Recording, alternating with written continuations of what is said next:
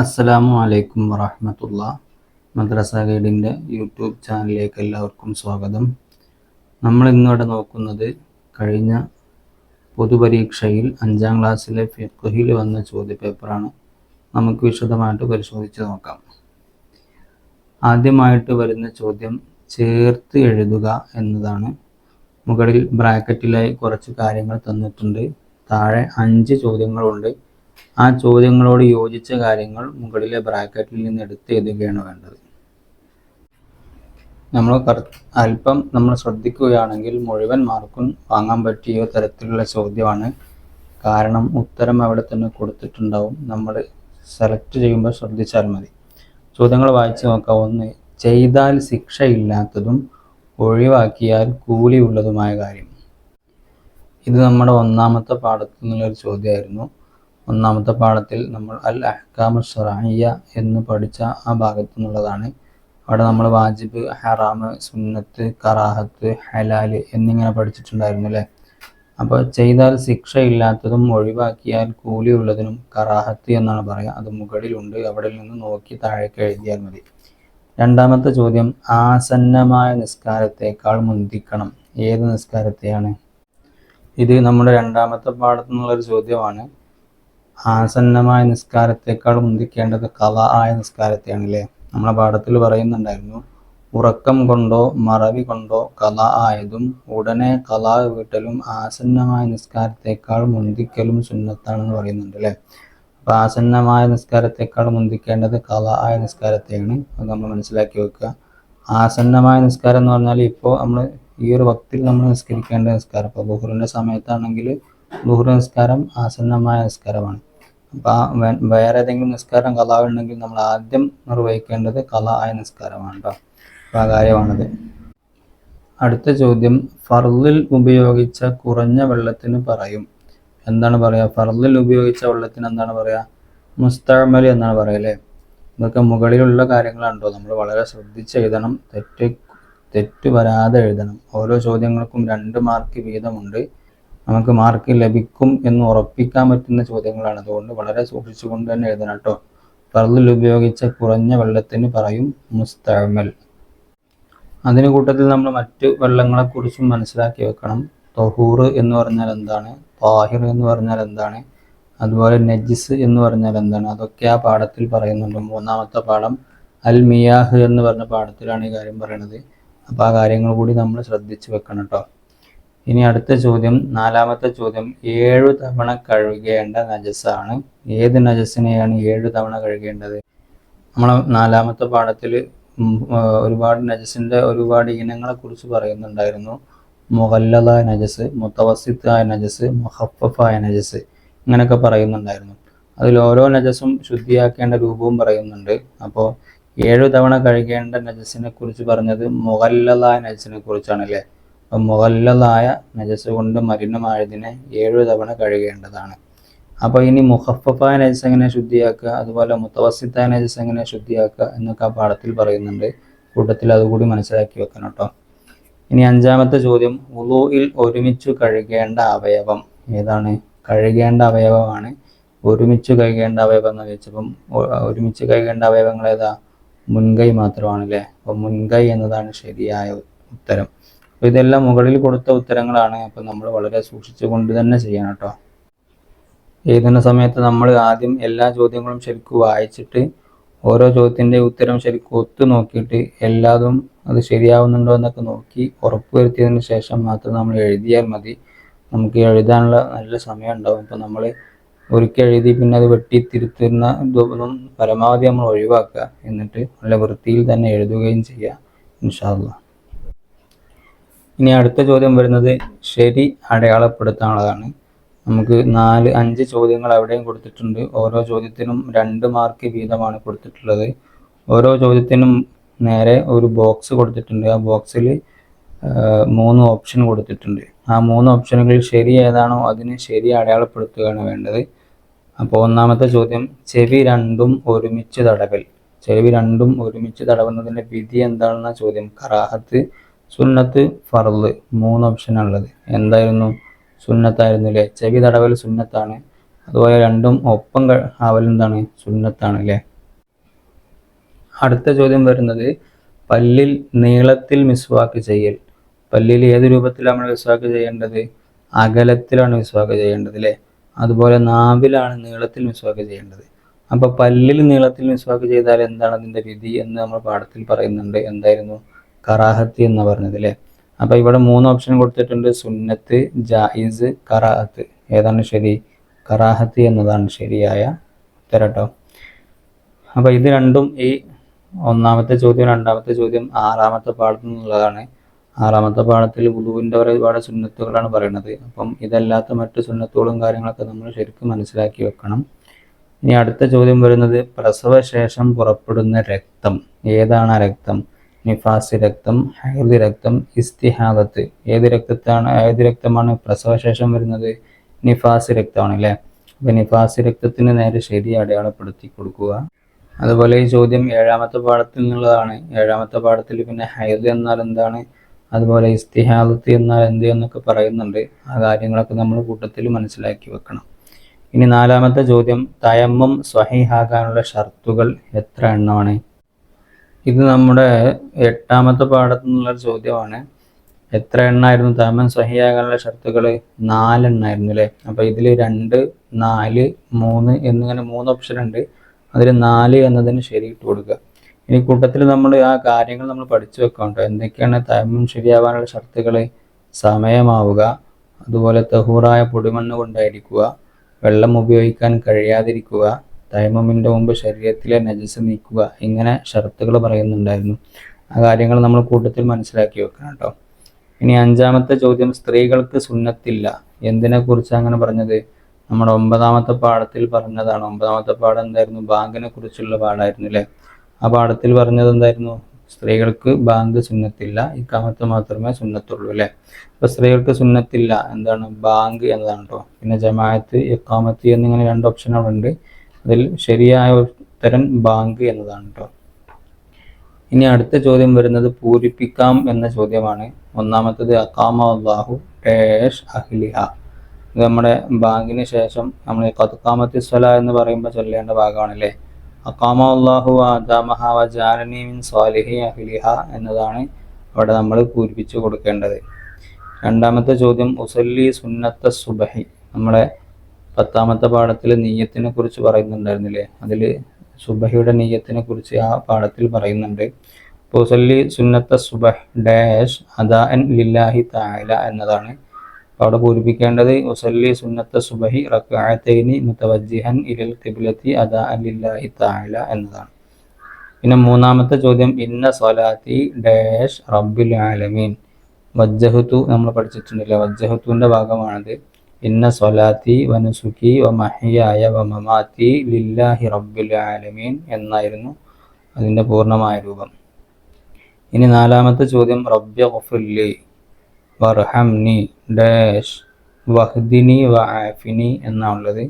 നമ്മുടെ സുജൂദിൻ്റെ ഇടയിലെ ഇരുത്തത്തിൽ ചൊല്ലേണ്ട ദിക്റാണ്. റബ്ബി ഗഫിർലി വർഹംനി വജ്ബുർനി വർഫഅനി വർസുഖ്നി വഹ്ദിനി വആഫിനി എന്നതാണ് അതിൻ്റെ പൂർണ്ണമായ രൂപം. അപ്പോൾ നമ്മൾ ഇതൊക്കെ ശരിക്കും കാണാതെ പഠിക്കുകയും വേണം.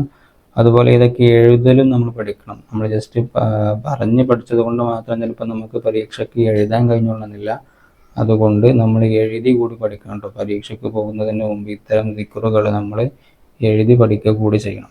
ഈ പൂരിപ്പിക്കാനുള്ള ചോദ്യങ്ങൾക്ക് 3 മാർക്ക് വീതമാണ്. 1 നഷ്ടപ്പെട്ടാൽ നമുക്ക് 3 മാർക്ക് നഷ്ടപ്പെടും.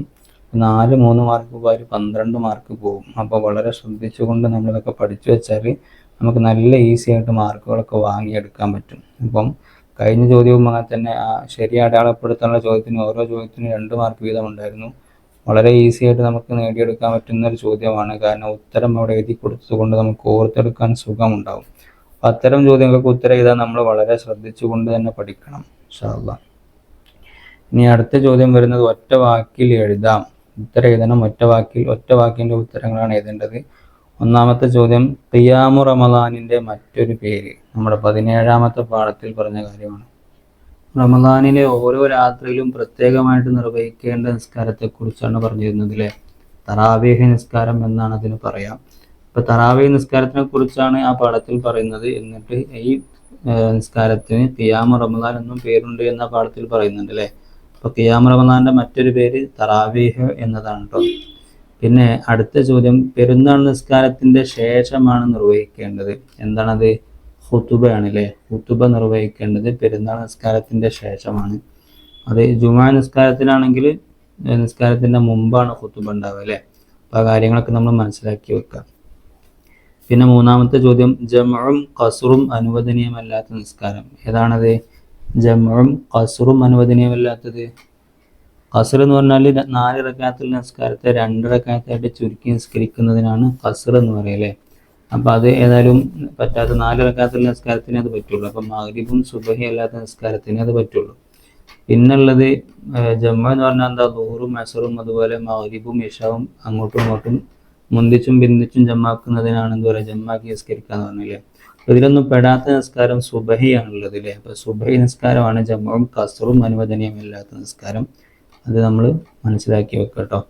ഇനി നാലാമത്തെ ചോദ്യം, ജമാഅത്ത് ഷർത്തുള്ള ഫർദ് നിസ്കാരം. ഏത് നിസ്കാരത്തിലാണ് ജമാഅത്ത് ഷർത്തുള്ളത്? നമ്മളെ 20ാമത്തെ പാഠം പറയുന്നത് ജുമുഅനെ കുറിച്ച് നമ്മൾ പഠിച്ചിട്ടുണ്ടല്ലേ. ജുമുഅയിൽ ജമാഅത്ത് എന്താണ്? ഷർത്താണല്ലേ. 1ാമത്തെ റക്അത്തിൽ ജമാഅത്ത് ഷർത്താണെന്ന് നമ്മൾ പഠിച്ചിട്ടുണ്ട്. അപ്പം ജമാഅത്ത് ഷർത്തുള്ള നിസ്കാരം ഏതാണ്? ജുമുഅയാണ് കേട്ടോ. ഇനി 5ാമത്തെ ചോദ്യം, സക്കാത്തുൽ ബദനിന്റെ മറ്റൊരു പേര് എന്താണത്? സക്കാത്തുൽ മാൽ ഉണ്ടായിരുന്നു, അതുപോലെ സക്കാത്തുൽ ബദനും ഉണ്ടായിരുന്നു അല്ലേ. അതിൽ സക്കാത്തുൽ ബദനിന് മറ്റൊരു പേരെന്താ പറയുക? സക്കാത്തുൽ ഫിത്ർ എന്നാണ് പറയുക കേട്ടോ. അപ്പോൾ ആ കാര്യങ്ങളൊക്കെ നമ്മൾ മനസ്സിലാക്കി വെക്കുക. നമ്മൾ 23ാമത്തെ പാഠത്തിനുള്ള ചോദ്യമാണ്. ഓരോ ചോദ്യങ്ങൾക്കും 3 മാർക്ക് വീതമുണ്ട്. ചെറിയ ഉത്തരങ്ങളാണ്, നല്ല മാർക്കുകളുണ്ട്. നമ്മൾ വളരെ സൂക്ഷിച്ച് പഠിക്കുകയാണെങ്കിൽ ഇതൊക്കെ നമുക്ക് ഈസി ആയിട്ട് എഴുതാൻ പറ്റുന്ന ഭാഗമാണ് കേട്ടോ. ഇനി അടുത്ത ചോദ്യം വരുന്നത് വ്യക്തമാക്കാം എന്ന രൂപത്തിലുള്ള ചോദ്യമാണ്. അവിടെ കൊടുത്ത കാര്യങ്ങൾ നമ്മൾ അതിനെ വ്യക്തമാക്കി എഴുതണം. 1, സക്കാത്ത് കൊടുക്കുന്നതിൻ്റെ ഷർത്തുകൾ. ഏത് പാഠത്തിലാണ് പറഞ്ഞത്? സക്കാത്തുൽ ബദൻ എന്ന് പറഞ്ഞാൽ നമ്മുടെ 23ാമത്തെ പാഠത്തിൽ പറയുന്ന കാര്യമാണ്. സക്കാത്ത് കൊടുക്കുന്നതിൻ്റെ ഷർത്തുകൾ സക്കാത്ത് കൊടുക്കുന്ന സമയത്തോ അവ നീക്കി വെക്കുന്ന സമയത്തോ നിയ്യത്ത് ചെയ്യലും അവകാശികൾക്ക് കൊടുക്കലും. ഈ 2 കാര്യങ്ങളും സക്കാത്ത് കൊടുക്കുന്നതിൻ്റെ ഷർത്താണ് കേട്ടോ. അത് നമ്മൾ മനസ്സിലാക്കി വെക്കുക. പിന്നെ ആ പാഠത്തിൽ സക്കാത്തിനെ കുറിച്ചുള്ള മറ്റു കാര്യങ്ങളൊക്കെ നമ്മൾ പഠിച്ചു വെക്കണം. കാരണം നമുക്ക് ചോദ്യപേപ്പർ ഇതാവില്ല, നമ്മൾ ഇതൊരു മോഡൽ ചോദ്യപേപ്പർ മാത്രമാണ് കേട്ടോ. പിന്നെ 2ാമത്തെ ചോദ്യം, നോമ്പ് ഹറാമായ ദിവസങ്ങൾ ഏതാണ്? ഏതൊക്കെ ദിവസങ്ങളിലാണ് നോമ്പ് ഹറാമായത്? 24ാമത്തെ പാഠത്തിൽ പറയുന്നതാണ്. 2 പെരുന്നാൾ ദിവസം, അയ്യാമത്തെ തശ്രീഖിൻ്റെ ദിവസം, ഷെക്കിൻ്റെ ദിവസം എന്നീ ദിവസങ്ങളിലാണ് എന്ത് നോമ്പ് ഹറാമായത് കേട്ടോ. ആ കാര്യം നമ്മൾ പ്രത്യേകം മനസ്സിലാക്കി വെക്കുക. അതിൽ 3ാമത്തെ ചോദ്യം, ഹജ്ജിൻ്റെ മീഖാത്തുകൾ ഏതൊക്കെയാണെന്ന്. ഏതൊക്കെയാണ് ഹജ്ജിന് ഇഹ്റാം ചെയ്യേണ്ട സ്ഥലങ്ങൾക്കാണ് മീഖാത്ത് എന്ന് പറയല്ലേ.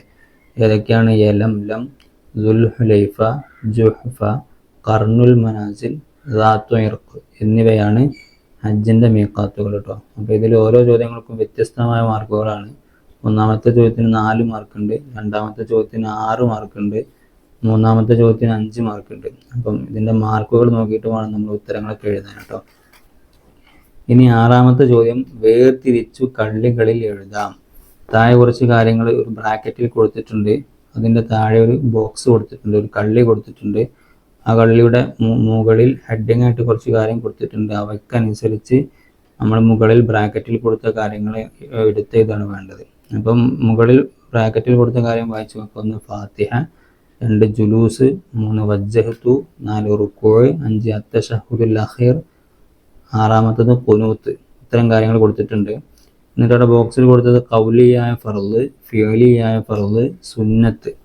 അപ്പോൾ മുകളിൽ കൊടുത്ത കാര്യങ്ങൾ ഖൗലിയായ ഫർള് ഏതാണ്, ഫിഅലിയായ ഫർള് ഏതാണ്, സുന്നത്ത് ഏതാണെന്ന് വേർതിരിച്ച് എഴുതാണ് വേണ്ടത്. അപ്പോൾ അതിൽ ഖൗലിയായ ഫർള് ഏതൊക്കെയാണുള്ളത്? അത്തശഹുദുൽ അഖീർ, അവസാനത്തെ അത്തഹിയാത്ത് ഖൗലിയായ ഫർളാണ്.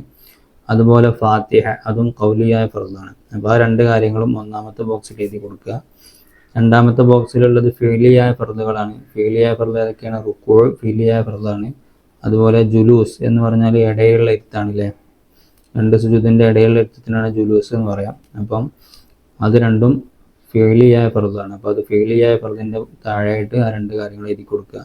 പിന്നെ സുന്നത്തായ കാര്യങ്ങൾ എന്തൊക്കെയാണ്? ഖുനൂത്ത് സുന്നത്താണ്, അതുപോലെ വജ്ജഹത്തും സുന്നത്താണല്ലേ.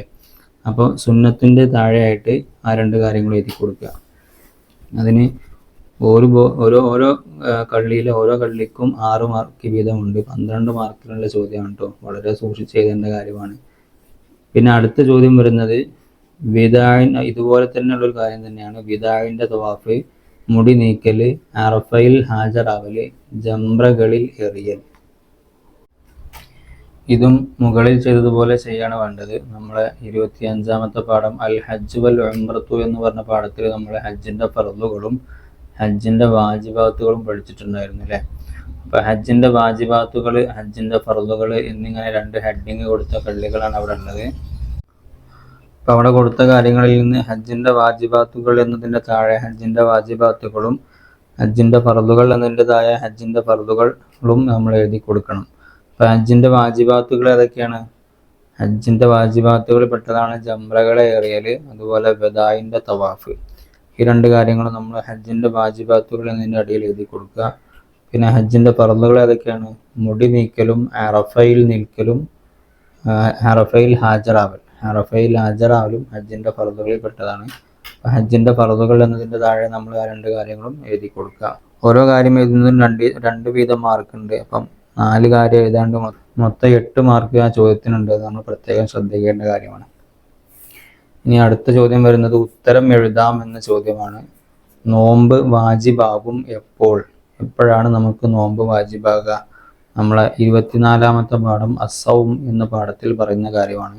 ഷഅബാൻ 30 പൂർത്തിയാവുകയോ റമദാൻ മാസപ്പിറവി കണ്ടതായി സ്ഥിരപ്പെടുകയോ ചെയ്താൽ നോമ്പ് നിർബന്ധമാവുന്ന പാഠത്തിൽ പറയുന്നുണ്ട്. അതുപോലെ നോമ്പിന്റെ നിയ്യത്തും അതുപോലെ നോമ്പ് മുറിയുന്ന കാര്യങ്ങളൊക്കെ ആ പാഠത്തിൽ പറയുന്നുണ്ട്. ആ കാര്യങ്ങൾ കൂടി നമ്മൾ കൂട്ടത്തിൽ മനസ്സിലാക്കി വെക്കണം. പിന്നെ അടുത്ത ചോദ്യം വരുന്നത് ധാന്യങ്ങളിൽ എന്തിനെല്ലാം സക്കാത്ത് കൊടുക്കണം? ധാന്യങ്ങളിൽ നിന്ന് എന്തിനൊക്കെയാണ് സക്കാത്ത് കൊടുക്കേണ്ടത് എന്നാണ്. സാധാരണ ഭക്ഷണമായി ഉപയോഗിക്കുന്നതിനാണ് ധാന്യങ്ങളിൽ നിന്ന് സക്കാത്ത് കൊടുക്കേണ്ടത്. അതാണ് ഈ ചോദ്യത്തിൻ്റെ ഉത്തരം. അതുപോലെ പാഠത്തിൽ വേറെയും കുറേ കാര്യങ്ങൾ പറയുന്നുണ്ട്. അതൊക്കെ നമ്മൾ മനസ്സിലാക്കി വെക്കണം. വെള്ളി, പൊന്ന് അവയുടെ സ്ഥാനത്ത് നിൽക്കുന്ന നോട്ട്, റിയാല്, അതുപോലെ ഡോളർ മുതലായവയൊക്കെ സക്കാത്തുണ്ട്. അതുപോലെ പഴങ്ങളിൽ നിന്ന് കാരക്ക, മുന്തിരി എന്നിവയിലൊക്കെ സക്കാത്തുണ്ട്. അതുപോലെ അവയിലൊക്കെ സക്കാത്ത് എത്രയാണ് കൊടുക്കേണ്ടത് എന്നൊക്കെ അതിൻ്റെ താഴെ പറയുന്നുണ്ട്. അപ്പോൾ ആ പാഠം നമ്മൾ പൂർണ്ണമായിട്ടും പഠിച്ചു വെക്കണം കേട്ടോ. 22ാമത്തെ പാഠത്തിലാണ് അത് പറയുന്നത്. പിന്നെ അടുത്ത ചോദ്യം ജുമുഅ ആർക്കെല്ലാം വാജിബാണ്? മുക്കല്ലഫും സ്വതന്ത്രനും ജുമുഅയുടെ മഹല്ലിൽ താമസിക്കുന്നവരും ഉദ്ർ ഇല്ലാത്തവരുമായ എല്ലാ പുരുഷന്മാർക്കും ജുമുഅ നിർബന്ധമാണ് എന്ന് പറയുന്നുണ്ട് അല്ലേ. നമ്മൾ 20ാമത്തെ പാഠത്തിലാണ് പറയുന്നത്. അപ്പോൾ ആ പാഠം നമ്മൾ കറക്റ്റായിട്ട് മനസ്സിലാക്കി വെക്കണം. ആ പാഠത്തിൽ ജുമുഅ സ്വഹീയാവാനുള്ള ഷർത്തുകളൊക്കെ പറയുന്നുണ്ട്. അർഹരായ 40 ആളുകൾ ഉണ്ടാവുക, മഹല്ലിൻ്റെ അതിർത്തിയിൽപ്പെട്ട സ്ഥലത്ത് നടക്കുക, 1-ാം റക്അത്ത് ജമാഅത്തായിട്ട് നടക്കുക, മഹല്ലിൽ ശരിയായ മറ്റൊരു ജുമുഅ തക്ബീറത്തുൽ ഇഹ്റാം കൊണ്ട് മുൻകടക്കുകയോ കൂടെയാവുകയോ ചെയ്യാതിരിക്കുക, ദുഹറിൻ്റെ സമയത്താവുക, 2 ഖുത്ബയുടെ ശേഷമായിരിക്കുക എന്നൊക്കെ പാഠത്തിൽ പറയുന്നുണ്ട്. അപ്പോൾ ആ കാര്യങ്ങളൊക്കെ നമ്മൾ കൂട്ടത്തിൽ മനസ്സിലാക്കി വെക്കണം. പിന്നെ അടുത്ത ചോദ്യം ജംഅ 2 വിധം ഏതെല്ലാം? ഏതൊക്കെയാണ് ജംഅകൾ? നിസ്കാരങ്ങളെ ജംഅാക്കുന്നതിനെ കുറിച്ച് നമ്മൾ പഠിച്ചിട്ടുണ്ട് അല്ലേ. ജംഅ തഖ്ദീം, ജംഅ തഅഖീർ അല്ലേ. ഈ കാര്യം നമ്മൾ പഠിച്ചു വെക്കുക. ഈ രൂപത്തിൽ 2 രൂപത്തിലാണ് ജംഅാക്കാൻ പറ്റുക. അപ്പോൾ ഇത് എന്താണിത് എന്നും അതുപോലെ ഏതൊക്കെ നിസ്കാരങ്ങളാണ് ജംഅാക്കാൻ പറ്റുക എന്നും ഖസ്ർ എന്ന് പറഞ്ഞാൽ എന്താണെന്നും ഖസ്ർ ആക്കൽ എങ്ങനെയാണെന്നുള്ള രൂപമൊക്കെ ആ പാഠത്തിൽ പറയുന്നുണ്ട്. അപ്പോൾ നമ്മൾ ആ പാഠം മുഴുവൻ മനസ്സിലാക്കി വെക്കുക കേട്ടോ. പിന്നെ അടുത്ത ചോദ്യം ഉള്ളത് 2.5% സക്കാത്ത് നിർബന്ധമാണ് എന്തിനെല്ലാം? സക്കാത്ത് നിർബന്ധമായ കാര്യങ്ങളെക്കുറിച്ച് നമ്മൾ നേരത്തെ പറഞ്ഞു. അപ്പോൾ അതിൽ എത്രയാണ് സക്കാത്ത് കൊടുക്കേണ്ടത്? 2.5% കൊടുക്കേണ്ട ഏതൊക്കെ ഇനമാണെന്നാണ് നമ്മളിവിടെ പറയേണ്ടത്. അപ്പോൾ സ്വർണം, വെള്ളി, അതുപോലെ അവയുടെ സ്ഥാനത്ത് നിൽക്കുന്ന നാണയങ്ങൾ, ഇവയ്ക്കൊക്കെ എന്ത് ചെയ്യണം? 2.5% സക്കാത്ത് കൊടുക്കണം. അതുപോലെ എപ്പോഴാണ് ഇവയ്ക്കൊക്കെ സക്കാത്ത് ഉണ്ടാകുക? സ്വർണം സക്കാത്ത് ഉണ്ടാവണമെങ്കിൽ 55 ഗ്രാം വേണം അല്ലേ. വെള്ളിയാണെങ്കിൽ 595 ഗ്രാം വേണം. അപ്പോൾ ആ കാര്യങ്ങളൊക്കെ നമ്മൾ കൂട്ടത്തിൽ മനസ്സിലാക്കി വെക്കണം. അതുപോലെ ധാന്യങ്ങൾ സക്കാത്ത് കൊടുക്കണമെങ്കിൽ എത്രയാണ് അതിൻ്റെ അളവ് വേണ്ടതെന്നുള്ളത് നമ്മൾ മനസ്സിലാക്കി വെക്കണം. ഇത്തരം കാര്യങ്ങളൊക്കെ നമ്മൾ മനസ്സിലാക്കി വെക്കുക. അപ്പോൾ നമ്മളിപ്പോൾ വായിച്ചത് കഴിഞ്ഞ വർഷം വന്ന 5ാം ക്ലാസ്സിലെ ഫിഖ്ഹിൽ വന്ന ചോദ്യപേപ്പറിൻ്റെ അതാണ് നമ്മൾ കഴിഞ്ഞ വർഷം വന്നതാണ് നമ്മൾ വായിച്ചത്. അപ്പോൾ ഇതേ രൂപത്തിൽ നിന്നാണ് നമുക്ക് പരീക്ഷ ഉണ്ടാവുക. അപ്പോൾ ഈ ചോദ്യങ്ങളൊക്കെ ഈ രൂപത്തിലാണ് വരിക എന്ന് മനസ്സിലാക്കിക്കൊണ്ട് നമ്മൾ പാഠം വായിക്കുമ്പോൾ പരമാവധി ശ്രദ്ധിച്ചുകൊണ്ട് വായിക്കുക. നമ്മുടെ വീഡിയോൻ്റെ താഴെയുള്ള ഡിസ്ക്രിപ്ഷനിൽ ഒരുപാട് മോഡൽ ചോദ്യ പേപ്പറുകളൊക്കെ ഉണ്ടാവും, അവർക്ക് ഡൗൺലോഡ് ചെയ്ത് അതുപോലെ നിങ്ങളൊന്ന് എഴുതി നോക്കുക, പരീക്ഷകളൊക്കെ ഒന്ന് എഴുതി നോക്കുക. എന്നിട്ട് പരീക്ഷയ്ക്ക് നല്ല രൂപത്തിൽ പഠിക്കുകയും നല്ല രൂപത്തിൽ തന്നെ അതിന് തയ്യാറാവുകയും ചെയ്യുക. അങ്ങനെ നമ്മൾ പരീക്ഷയ്ക്ക് പോയാൽ നമുക്ക് നല്ല മാർക്ക് സ്കോർ ചെയ്യാൻ കഴിയും. എല്ലാവർക്കും വിജയാശംസകൾ നേരുന്നു.